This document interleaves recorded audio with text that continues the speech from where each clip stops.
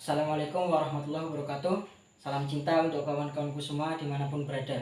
Hidup mahasiswa, hidup rakyat Indonesia. Kekuasaan cenderung sewenang-wenang dan kekuasaan yang absolut sudah pasti sewenang-wenang. Halo kawan-kawan, saya Sulhanuddin, mahasiswa ilmu politik dari Universitas Negeri Semarang, mengajak kawan-kawan semua untuk kritis, untuk peka terhadap kondisi bangsa kita Indonesia. Kawan-kawanku, tempo hari kita dipertontonkan, kita dipertunjukkan bagaimana pemerintah menghalalkan cara kotor untuk melanjutkan kepentingannya melalui putra mahkota. Itu salah satu contoh kesewenang-wenangan kawan-kawan. Kemudian lebih dari itu, soal politik, soal agraria, soal lingkungan, ada banyak yang perlu pemerintah pertanggungjawabkan kepada kita. Kemudian Juni yang lalu, lahan seluas 3,3 juta hektar lahan sawit ilegal seluas Provinsi Jawa Tengah diputihkan oleh pemerintah dengan tanpa ada sanksi, tanpa ada hukuman yang setimpal kepada pelakunya kawan-kawan. Kemudian September yang lalu di Rempang, Batam, Kepulauan Riau, pemerintah juga kembali mempertontonkan bagaimana tanpa ada dialog yang mendalam, pemerintah menggusur masyarakat setempat. Kemudian tidak juga jauh dari sini di Purworejo ada kasus Wadas, pemerintah juga kembali lagi mempertontonkan bagaimana pemerintah mengabaikan aspirasi yang dibangun yang ada di masyarakat. Dan tidak jauh dari sini di Kabupaten Semarang, tepatnya di Rawapening yang baru kawan-kawan, pemerintah juga kembali mempertontonkan hal yang serupa kepada rakyat, kepada masyarakat Rawapening kawan-kawan, melalui keputusan Menteri PUPR nomor 365 tahun 2020 tentang penetapan garis sempadan kawasan Danau Rawapening.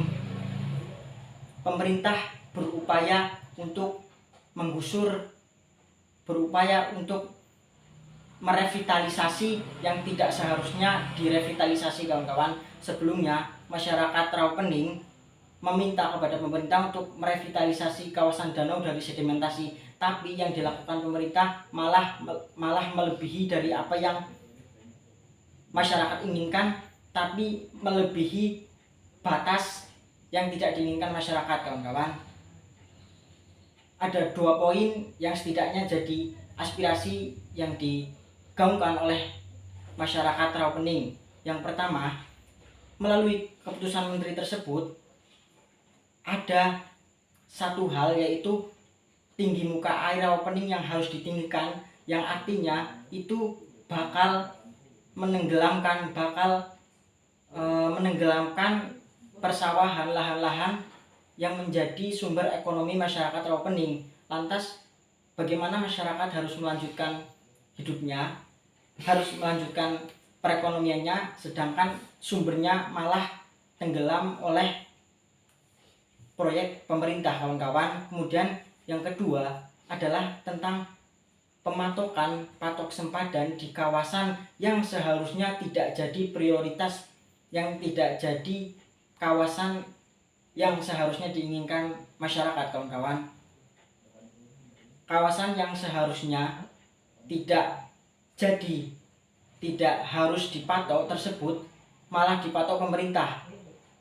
Coba kawan-kawan bayangkan, kawan-kawan punya rumah, kawan-kawan sudah mendiami rumah tersebut sedari kecil, justru malah harus kawan-kawan tinggalkan, harus kawan-kawan relakan karena proyek pemerintah yang tanpa ada dialog, tanpa ada mengakuisisi kepentingan masyarakat Rawapening itu kawan-kawan. Sangat tidak etis. Itu adalah 2 poin yang menjadi protes, yang menjadi penolakan masyarakat Rawapening. Kemudian apakah kawan-kawan rela rumah desa yang telah menjadi bagian hidup kawan-kawan digusur dengan dalih pariwisata yang syarat kepentingan segelintir orang saja, segelintir golongan saja, dengan dalih PSN, proyek strategis nasional pariwisata tersebut kawan-kawan. Melalui peristiwa ini kita kembali lagi diperlihatkan, dipertontonkan dengan perilaku, dengan tindakan pemerintah yang sewenang-wenang, dengan memasang patok yang tidak seharusnya dipasang. Tolong wahai untuk pemerintah, untuk penguasa, tolong kaji lebih mendalam proyek-proyek yang akan dijalankan. Tolonglah libatkan masyarakat. Jangan sampai proyek yang esensinya untuk kesejahteraan masyarakat malah membuat masyarakat menjadi menderita. Yang terakhir kawan-kawan, di momentum pemilu 2024 mendatang, tolong kawan-kawan pilih pemimpin, pilih calon-calon pemimpin yang memiliki rekam jejak, yang memiliki gagasan yang jelas kawan-kawan. Sekian dari saya, terima kasih. Wassalamualaikum warahmatullahi wabarakatuh. Alhamdulillah.